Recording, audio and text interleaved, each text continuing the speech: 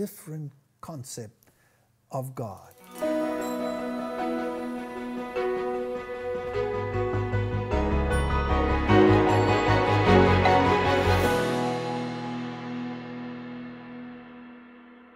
My biggest problem is deception. My whole life I was deceived into believing that God was a wrathful deity, and therefore I rejected him. But just a simple look at the cross with a right understanding would negate these ideas altogether. And you would have to see a loving deity in what God was prepared to do for those whom he cared for, whom he had created. So the issue of God and the way we see God and the way the theological systems of the world have distorted him.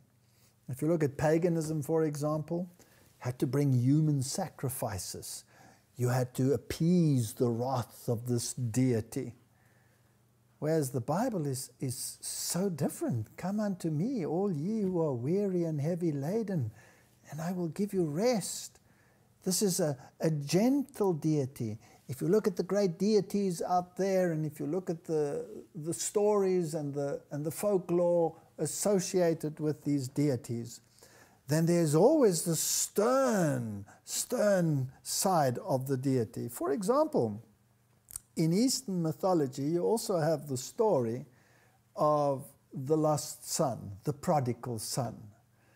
But in the Eastern mythology, when this son returns, the father first has to check him out to see whether he's up to scratch, whether he can rectify what he had done wrong. Whereas in the biblical story, the father runs towards this wayward child, embraces him, puts a ring on his finger, a fine cloak around him, the righteousness of God, the righteousness of Christ, and embraces him back into the family. A totally different concept of God.